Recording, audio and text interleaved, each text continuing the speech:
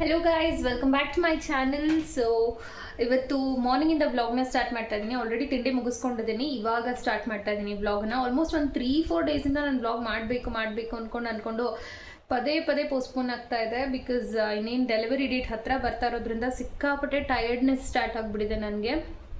So ಹಾಗಾಗಿ vlog ಮಾಡೋದಕ್ಕೆ ಆಗ್ತಾ ಇಲ್ಲ. ಲಿಟ್ರಲಿ ನನ್ನ ಒಂದು ಸ್ಥಿತಿ ಹೆಂಗಾಗಿದೆ ಅಂತ ಅಂದರೆ, ಈ ಬ್ಯಾಟ್ರಿ ಹಾಳಾಗಿರೋ ಫೋನ್ ಥರ ಆಗಿಬಿಟ್ಟಿದೆ. ಫುಲ್ ಚಾರ್ಜ್ ಮಾಡಿ ಇನ್ನೇನು ಒಂದು ಕಾಲ್ ಮಾಡೋಣ ಅನ್ನೋತ್ತಿಗೆ ಪುಟ್ಟಸ್ ಅಂತ ಬ್ಯಾಟ್ರಿ ಡ್ರೈನ್ ಆಗಿಬಿಟ್ಟಿರುತ್ತಲ್ಲ, ಹಂಗಾಗ್ಬಿಟ್ಟಿದೆ.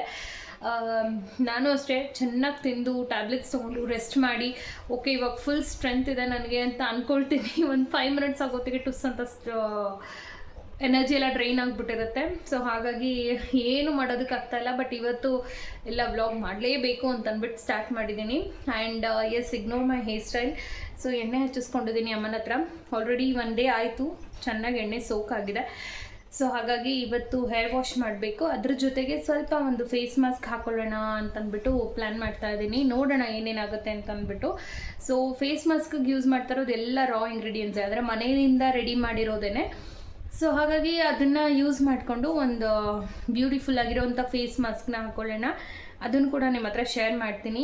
ಮನೆಗೆ ಬಾಳೆ ದಿಂಡನ್ನು ತಂದಿದ್ವಿ. ಸೊ ಹಾಗಾಗಿ ಇಲ್ಲಿ ನಮ್ಮಪ್ಪ ಬಾಳೆ ದಿಂಡನ್ನು ಕಟ್ ಮಾಡಿ ಕೊಡ್ತಾಯಿದ್ರು ಪಲ್ಯ ಮಾಡೋದಕ್ಕೆ. ಆ್ಯಕ್ಚುಲಿ ನಮ್ಮ ಮನೇಲಿ ಏನು ಅಂತಂದರೆ, ನಮ್ಮಮ್ಮ ಆಗಲಿ ಇಲ್ಲ ನಾನಾಗಲಿ ಯಾರೇ ತರಕಾರಿ ಕಟ್ ಮಾಡಿದ್ರು ನಮ್ಮಪ್ಪ ಒಪ್ಪೋದಿಲ್ಲ. ಇದು ಹಂಗೆ ಕಟ್ ಮಾಡಬಾರ್ದು, ಹಿಂಗೆ ಕಟ್ ಮಾಡಬಾರ್ದು ಅಂತ ಹೇಳ್ತಾರೆ. ಸೊ ಕಟಿಂಗ್ ಎಲ್ಲ ಅವ್ರಿಗೆ ವಹಿಸ್ಬಿಟ್ಟಿರ್ತೀವಿ. ಓಕೆ, ಸೊ ಅಡುಗೆ ಮನೆ ಖಾಲಿ ಆಗಿದೆ. ಇವಾಗ ಪಟ್ ಅಂತ ಒಂದು ಫೇಸ್ ಪ್ಯಾಕ್ ಮಾಡ್ಕೊಂಡ್ಬಿಡೋಣ. ಸೊ ಇನ್ನೇನು ಹಾಕ್ತೀನಿ ಅಂತ ತೋರಿಸ್ತೀನಿ. ಇಲ್ಲಿ ನೋಡಿ, ನಮ್ಮಪ್ಪ ಹೆಚ್ಚಿಟ್ಟಿರೋದು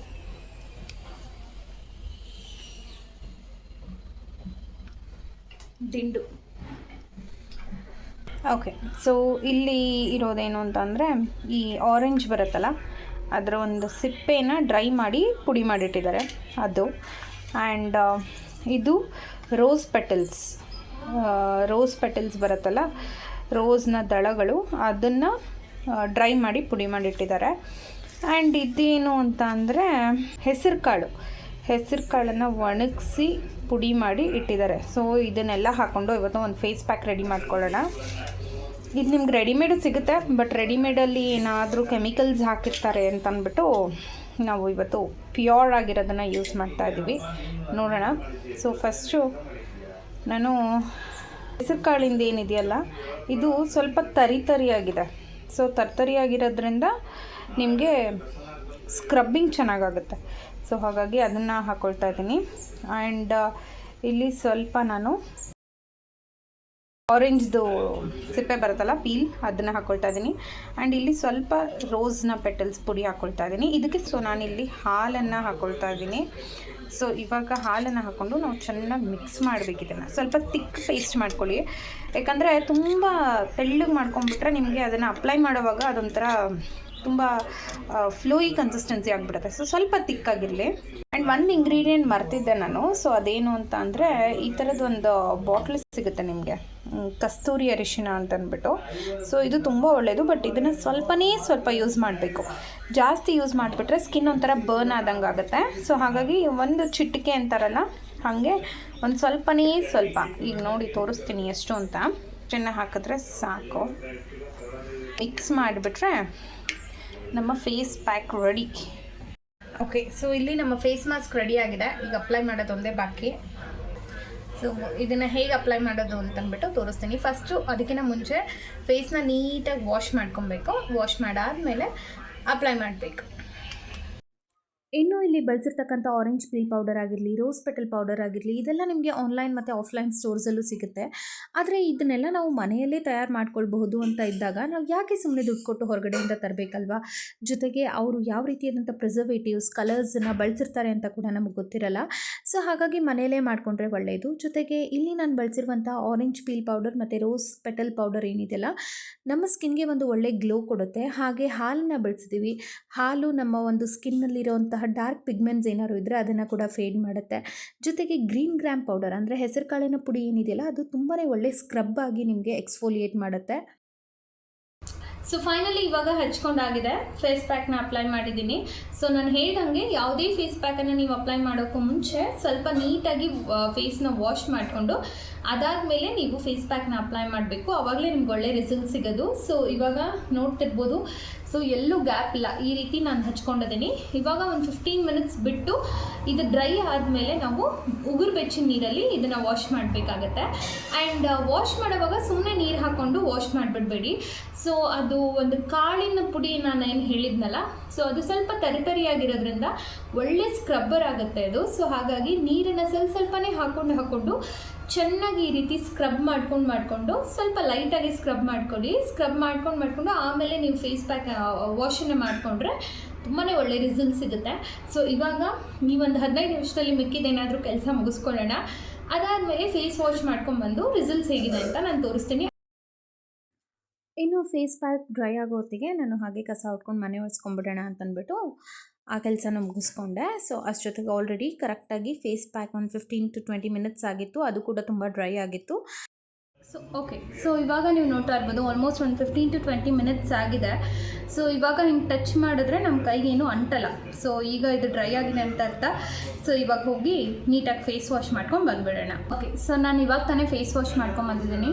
ನೀವು ಡಿಫ್ರೆನ್ಸ್ ನೋಡ್ತಾ ಇರ್ಬೋದು. ಸೊ ಸ್ವಲ್ಪ ಟ್ಯಾನ್ ರಿಮೂವ್ ಆಗಿದೆ. ಆ್ಯಂಡ್ ನಾನು ಹೇಳ್ದಂಗೆ ಇದು ಒಂದೇ ಸತಿಗೆ ನಿಮಗೆ ರಿಸಲ್ಟ್ ಸಿಗಲ್ಲ. ನೀವು ಕನ್ಸಿಸ್ಟೆಂಟ್ ಆಗಿರಬೇಕು. ಅಂದರೆ ಲೈಕ್ ವೀಕ್ಲಿ ಒನ್ಸ್ ಇಲ್ಲ ಟ್ವೈಸ್ ಹಾಕ್ತಾಯಿದ್ರೆ ಒಂದು 2 to 3 ವೀಕ್ಸ್ ಆಗ್ತಿದ್ದಂಗೆ ನಿಮಗೆ ಒಳ್ಳೆ ರಿಸಲ್ಟ್ ಸಿಗುತ್ತೆ. ನಾನು ಆ್ಯಕ್ಚುಲಿ ಇದನ್ನು ತುಂಬ ದಿನದಿಂದ ಹಾಕ್ತಾಯಿದ್ದೀನಿ, ಅಂದರೆ ಲೈಕ್ ತುಂಬ ವೀಕ್ಸಿಂದ ಹಾಕ್ತಾಯಿದ್ದೀನಿ. ಸೊ ಹಾಗಾಗಿ ನನಗೆ ಒಂದು ಸ್ವಲ್ಪ ಒಳ್ಳೆ ರಿಸಲ್ಟ್ಸೇ ಸಿಕ್ಕಿದೆ. ನೀವು ಒಂದ್ಸರಿ ಟ್ರೈ ಮಾಡಿ ನೋಡಿ ಹೇಗಿದೆ ಅಂತ ಅಂದ್ಬಿಟ್ಟು ಕಮೆಂಟ್ ಸೆಕ್ಷನಲ್ಲಿ ಮಿಸ್ ಮಾಡದೆ ಡ್ರಾಪ್ ಮಾಡಿ. ಸೊ ಇವಾಗ ಊಟದ ಟೈಮ್ ಆಗಿದೆ. ಸೊ ಮನೇಲಿ ಏನು ಅಡುಗೆ ಮಾಡಿದ್ದಾರೆ ಅಂತ ನೋಡೋಣ. ಓಕೆ, ರೈಸ್,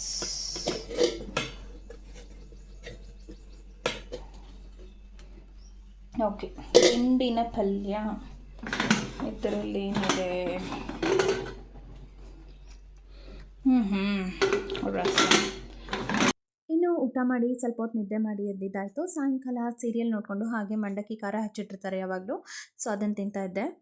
ಸೊ ನಮ್ಮಮ್ಮ ಏನೋ ಡಿನ್ನರಿಗೆ ರೆಡಿ ಮಾಡ್ತಾ ಇದ್ದಾರೆ. ಏನು ಅಂತ ಗೊತ್ತಿಲ್ಲ, ಕೇಳಿದ್ರು ಬಾಯಿ ಬಿಡ್ತಾ ಇಲ್ಲ. ಸೊ ಏನೋ ಇದೆ ಅಂತ ಹೇಳ್ತಾ ಇದ್ದಾರೆ. ನೋಡೋಣ ಏನು ಮಾಡ್ತಾರೆ. ಸದ್ಯಕ್ಕೆ ನನಗೆ ಈ ಕೆಲಸ ಕೊಟ್ಟಿದ್ದಾರೆ, ಸ್ವಲ್ಪ ಕೊತ್ತಂಬರಿ ಬಿಡಿಸ್ಕೊಡು ಅಂತಂದ್ಬಿಟ್ಟು. ಸೊ ಇವಾಗ ಬಿಡಿಸ್ಕೊಟ್ಟು ಆಮೇಲೆ ಇನ್ನೊಂದು ಸರಿ ಹೋಗಿ ಕೇಳೋಣ ಏನು ಮಾಡ್ತಿದ್ಯಾ ಅಂತಂದ್ಬಿಟ್ಟು, ನೋಡೋಣ ಏನು ರೆಸ್ಪಾನ್ಸ್ ಬರುತ್ತೆ ಅಂತ. ಸೊ ಇವಾಗ ಕೊತ್ತಂಬರಿ ಸೊಪ್ಪು ಬಿಡಿಸಿದ್ದೀನಿ. ಈ ಕಡೆ ಸೈಡೆಲ್ಲ ಸೊಪ್ಪು ಬಿಡಿಸಿದ್ದೀನಿ. ಆ್ಯಂಡ್ ಇದೆಲ್ಲ ಸ್ವಲ್ಪ ಎಳೆಯದಾಗಿರುವಂತಹ ಸ್ಟೆಮ್ ಇಟ್ಕೊಂಡಿದ್ದೀನಿ. ಯಾಕಂದರೆ ಇನ್ ಕೇಸ್ ನಾವೇನಾದರೂ ಪುಲಾವ್ ಮಾಡೋದಾಗಲಿ ಬಾತ್ ಮಾಡೋದಾಗಲಿ ಮಾಡಿದಾಗ ರುಬ್ಬಕ್ಕೆ ಇದನ್ನು ಹಾಕ್ಕೊಂಡ್ರೆ ತುಂಬ ಒಳ್ಳೆ ಘಮ ಬರುತ್ತೆ. ಸೊ ಹಾಗಾಗಿ ಇದನ್ನು ಇಟ್ಕೊಂಡಿದ್ದೀನಿ. ಎಳೆದು ಮಾತ್ರ ಇಟ್ಕೊಂಡಿದ್ದೀನಿ.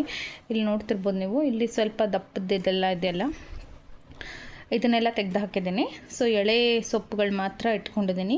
ಇವಾಗ ಇದನ್ನು ತೊಳೆದ್ಬಿಟ್ಟು ಸ್ಟೋರ್ ಮಾಡ್ಕೋಬೇಕು. ನನಗೆ ವಹಿಸಿದ ಕೆಲಸ ಮುಗಿಸಿದ್ದೀನಿ. ಇವಾಗ ಇದನ್ನು ಕಿಚನ್ಗೆ ಹೋಗಿ ಅಮ್ಮಂಗೆ ಕೊಟ್ಬರೋಣ. ಏನು ಮಾಡ್ತೀವಿ?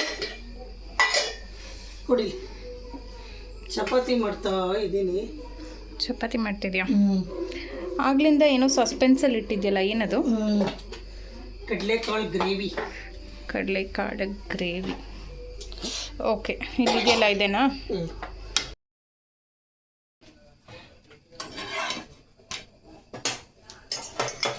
ಇಷ್ಟೇ ಅಲ್ವಾ ಬೇಯಿಸೋದು? ಈ ರೆಡಿಮೇಡ್ ಚಪಾತಿಗಳೆಲ್ಲ ಸಿಗುತ್ತಲ್ಲ, ಇಷ್ಟು ಬೇಯಿಸಿ ಪ್ಯಾಕೆಟ್ಗೆ ಹಾಕಿ ಇಟ್ಬಿಟ್ಟಿರ್ತಾರೆ. ಅದನ್ನು ನಾವು ಮಿಕ್ಕಿದ್ದು ಬೇಯಿಸ್ಕೋಬೇಕು.